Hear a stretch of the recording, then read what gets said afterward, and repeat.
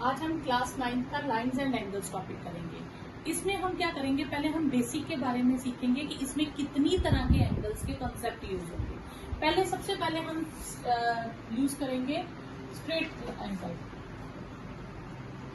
Straight angle, straight angle होता क्या है? टाइप्स ऑफ एंगल्स तो आपको पता है, acute angle, obtuse angle, right angle, ये आपने जूनियर क्लासेस में करा है, ठीक है। तो अब है स्ट्रेट एंगल। स्ट्रेट एंगल कितने डिग्री का होता है?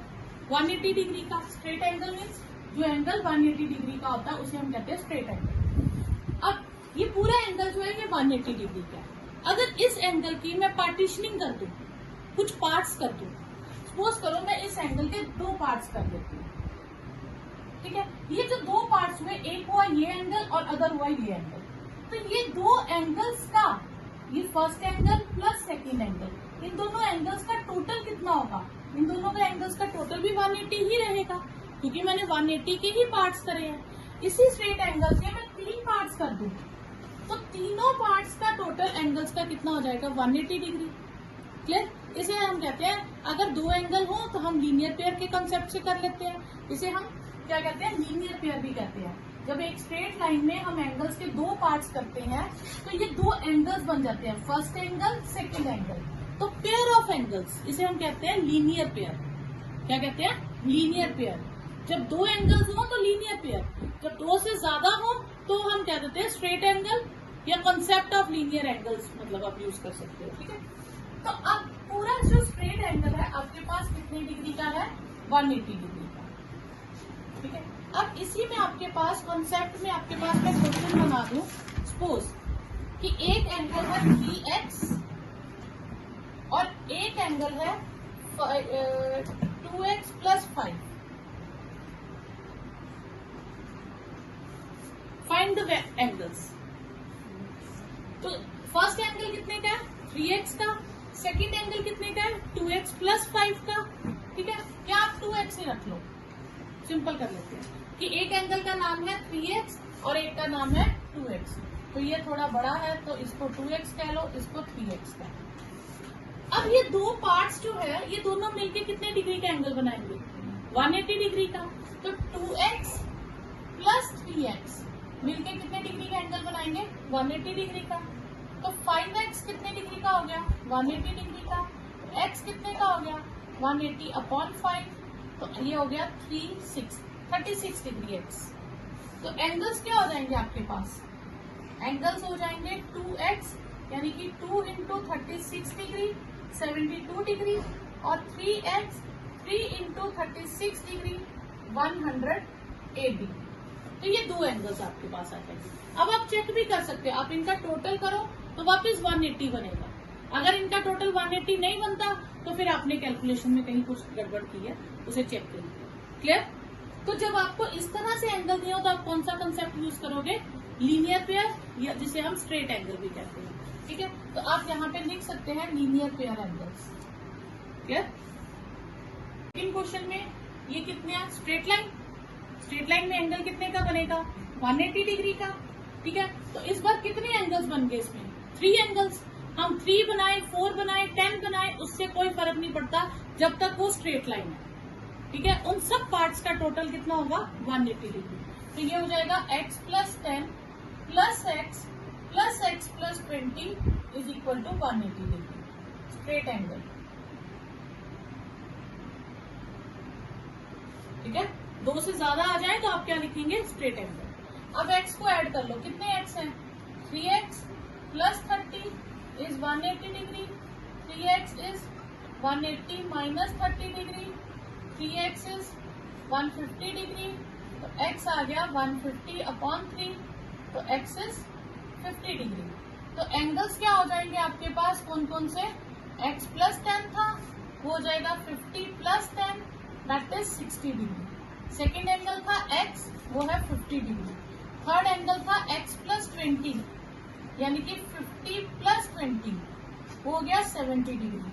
तो आप इन तीनों एंगल्स का टोटल करो, 180 आएगा, 60 और 50 100 है, उसमें 70 ऐड करो तो टोटल कितना आएगा? 180 डिग्री। तो ये आपका क्वेश्चन यहाँ पे खत्म हो जाएगा। नेक्स्ट है vertically opposite angles. Vertically opposite angles कहाँ बनते हैं? जहां दो स्ट्रेट लाइंस इंटरसेक्ट करती हैं। दो स्ट्रेट लाइन जब इंटरसेक्ट करेंगी तो वर्टिकली ऑपोजिट एंगल्स बनेंगे। तो जैसे एक लाइन है हमारे पास ये AB, दूसरी लाइन है CB। अब ये दोनों लाइंस इंटरसेक्ट कर रही है, सपोज करो O पे, यहाँ पे वर्टिकली ऑपोजिट एंगल्स बनेंगे।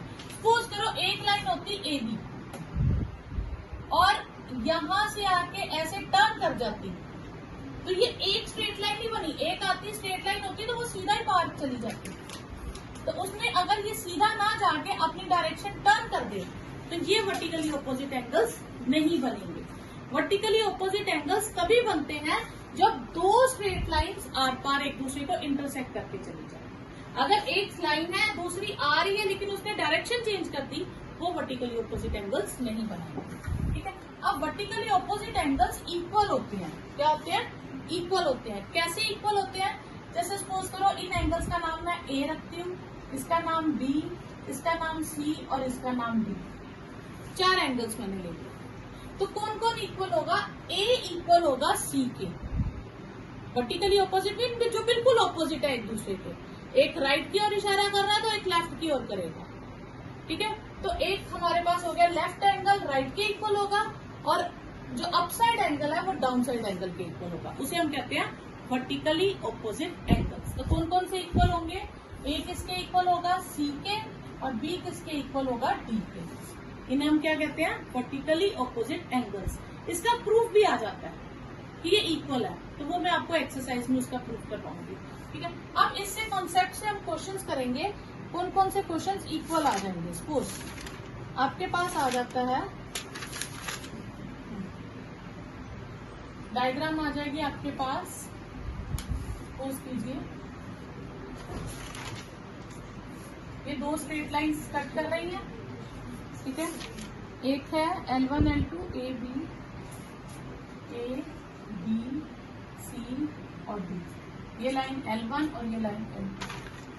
ठीक है, A दिया हमें 35 degree. Find value of B, C and D। इन तीनों की वैल्यू ढूंढेंगे। क्लियर? अब कैसे ढूंढेंगे? तो वर्टिकली ऑपोजिट में कौन कौन इक्वल होगा? A और A किसके इक्वल होगा? C के। राइट वाला किसके इक्वल होता है? लेफ्ट वाले के।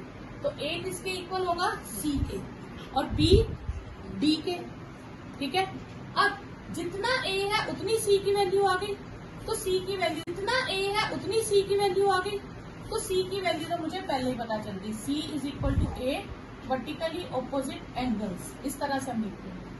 ये सिंबल्स हम डालेंगे एंगल्स के लिए, एंगल और पोस्टोफियस एंगल्स। ठीक है, तो C किसके इक्वल हो गया? A के।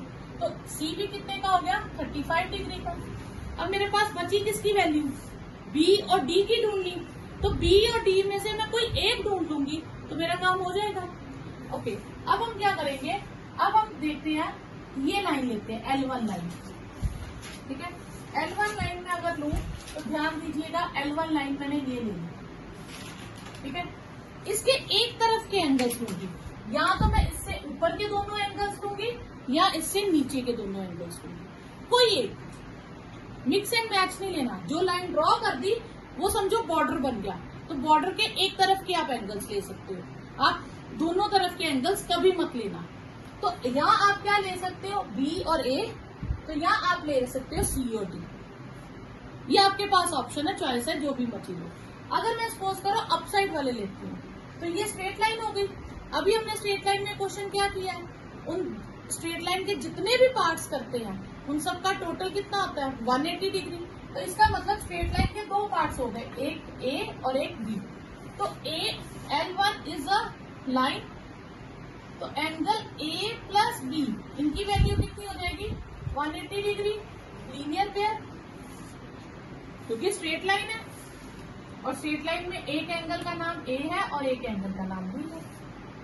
ठीक है, तो A की जगह हम लिख देंगे 35 डिग्री, B 180 डिग्री, तो B आ गया 180 डिग्री माइनस 35 डिग्री।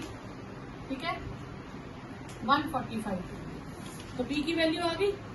जितनी B की वैल्यू होगी उतनी ही डी की वैल्यू होगी, क्यों? क्योंकि वर्टिकली ऑपोजिट एंगल्स है, तो डी भी किसके इक्वल आ जाएगा? बी के वर्टिकली ऑपोजिट एंगल्स, तो ये भी कितना हो जाएगा? 145। क्लियर?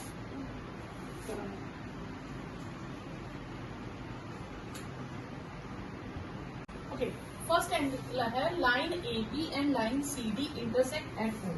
हमारे पास लाइंस है, ये ए बी है, ये ए बी लाइन है, ठीक है, और लाइन सी डी, और ये सी डी लाइन है। These two lines intersect at O, ठीक है। कौन सी line? Green line and blue line और इंटरसेक्ट एट O। अब जो दो लाइंस इंटरसेक्ट करती हैं, अगर मैं इसको अलग से बनाऊं तो ये है, इसका नाम है ए बी, ये सी, ये डी, ये इंटरसेक्ट कर रही है। जहां भी लाइंस इंटरसेक्ट करेंगी वहां पे कौन सा फॉर्मूला आपके पास यूज हो सकती है? Property vertically opposite angles. तो यानी कि ये एंगल और ये एंगल आपस में इक्वल होंगे, ठीक है, और ये एंगल इसके इक्वल होगा, ठीक है, क्लियर? अब हम बात करेंगे, और हमें एंगल दिया A O C. A O सी कौन सा एंगल हुआ? ए से स्टार्ट करो, ए ओ सी, यहाँ पे वर्टेक्स से ये एंगल हो गया, इसका नाम हम ए रख लेते। क्या रख लिया नाम हमने? ए। फिर सी ओ बी ओ सी, बी ओ सी, ये पूरा एंगल है, इसके अंदर दो पार्ट्स है, हम दोनों का अलग अलग नाम रख लेते, इसका नाम बी और इसका नाम सी रख लेते, ठीक है। एंगल बी ओ डी, इसका नाम मैं डी रख लेती, इजी करने के लिए कि हमें बार बार ना ए ओ सी बी ओ सी नहीं देखने पड़ेंगे, ठीक है। अब मुझे एंगल दिया B O D. B O D कौन सा एंगल है? D angle. डी कितना है? 40 डिग्री, ठीक है। बी ओ डी, बी से चले, ओ से टर्न किया, तो ये एंगल आ गया, ठीक है। अब ये दो एंगल्स इक्वल थे, इस एंगल का नाम क्या है? ए, और इस एंगल का नाम क्या है? डी। ए और डी इक्वल हो गए, तो A is equal to D, reason vertically opposite angles, ठीक है। तो ए भी कितने का आ गया? 40 डिग्री का, क्लियर? दूसरा हमें क्या दिया? A O C plus B O C, angle A O C plus angle B O C is 70 degree. A O C क्या नाम क्या है? ए ओ सी, इसका नाम है ए।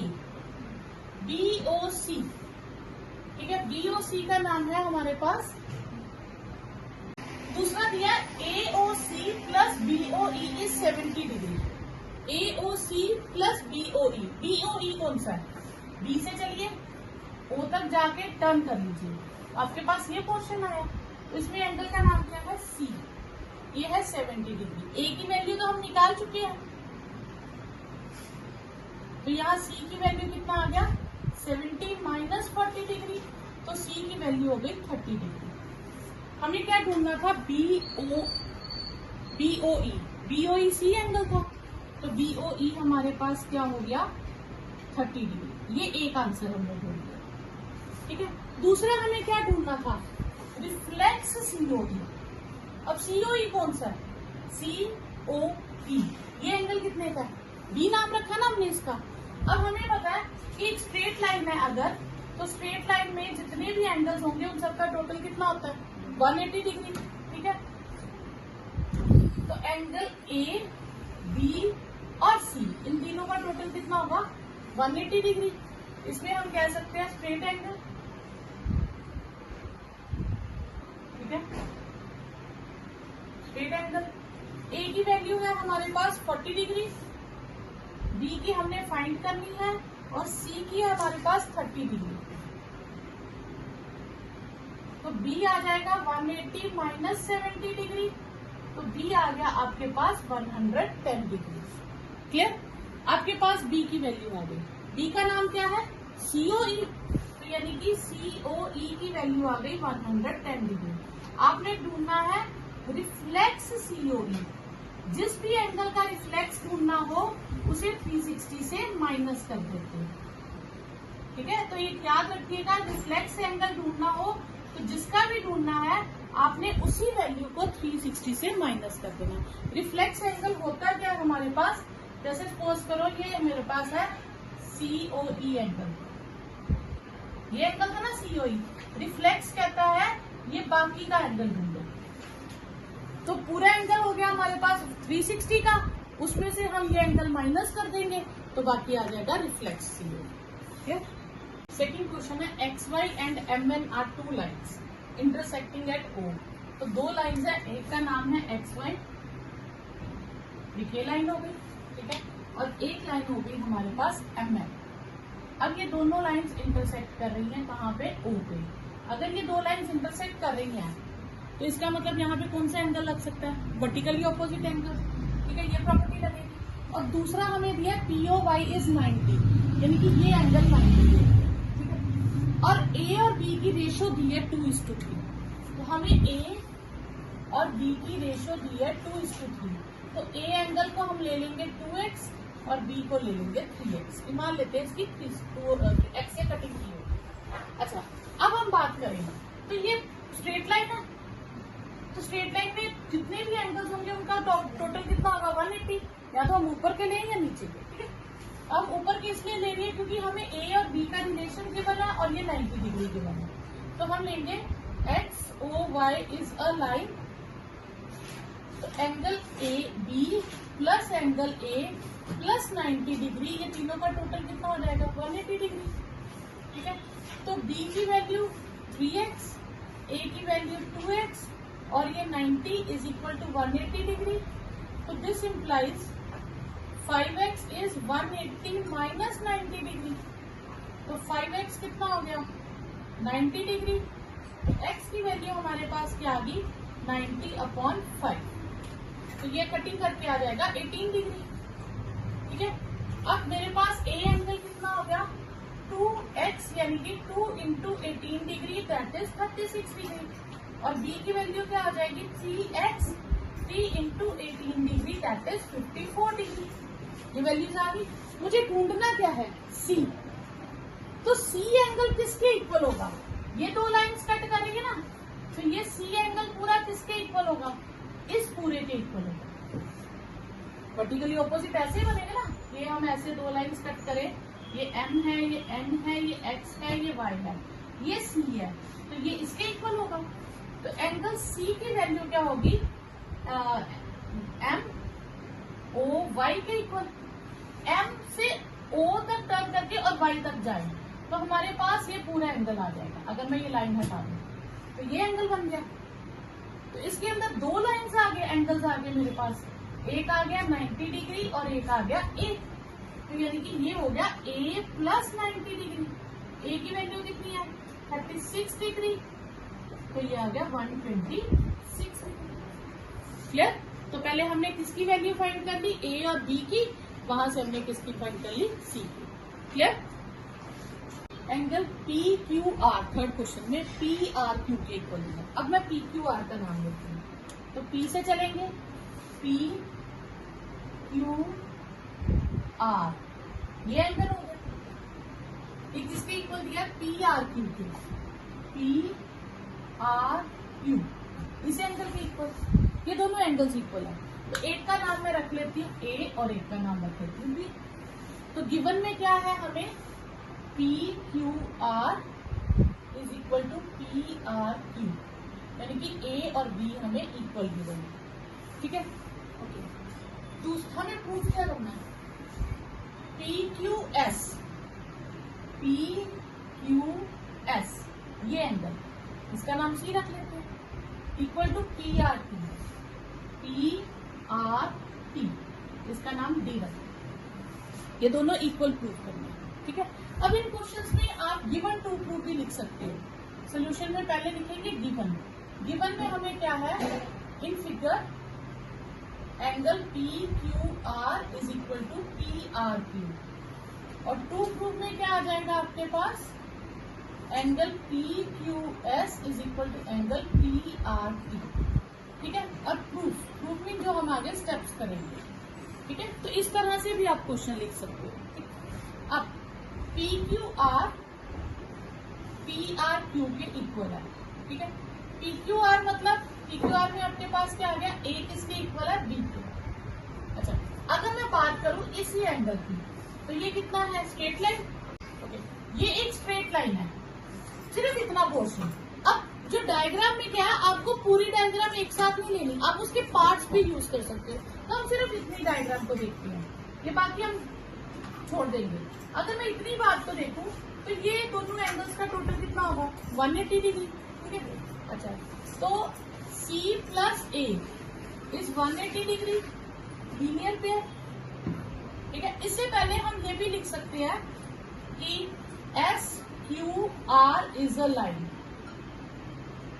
SQR एक लाइन है, आप SQT भी ले सकते हो, ऐसा कुछ नहीं है, बस Q जरूर लेना है। उसके लेफ्ट राइट वाले लेने एक लेफ्ट का और एक राइट का। ठीक है, तो C प्लस A कितना हो जाएगा, 180 डिग्री, रीजन आ जाएगा लीनियर पेयर।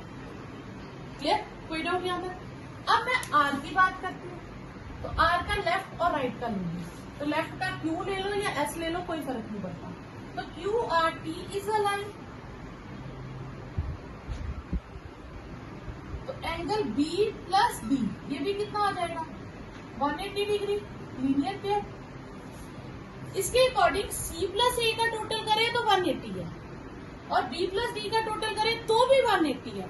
तो इसका मतलब है कि C प्लस A का टोटल B प्लस D के टोटल के इक्वल हो गया। कोई डाउट यहाँ अंदर? दूसरा हमें क्या दिया, A और B आपस में इक्वल है। A और B इक्वल है तो मैं A की जगह B लिख सकती हूँ। ठीक है, तो या मैंने ऐसे किया कि B plus D minus A, क्योंकि मुझे क्या प्रूव करना था, ये दोनों एंगल बाहर वाले इक्वल प्रूव करने थे, मुझे C और D इक्वल प्रूव करना था। तो मैंने C को इधर रखा, A को दूसरी साइड ले दी, तो मैंने B की जगह A रिप्लेस कर दिया। ठीक है, because B is equal to A। तो ये कट गया, तो C किसके इक्वल आ गया, D के। यही मैंने शो करना था, PQS is equal to PRP, यही शो करना। फोर्थ क्वेश्चन है जिसमें हमें गिवन है x plus y is equal to W plus C, और हमें शो करना है AOB is a line. AOB हमारे पास कौन सी है, ये लाइन। अब एक किसी को स्ट्रेट लाइन शो करना हो तो कैसे होगा, स्ट्रेट लाइन की क्या प्रॉपर्टी है कि लीनियर पेयर प्रूव होता है ना उससे, स्ट्रेट लाइन से। तो जब स्ट्रेट लाइन गिवन होता है तो हम यूज करते हैं लीनियर पेयर, कि total of angles one side का 180 होगा, चाहे हम उससे ऊपर ले या नीचे ले।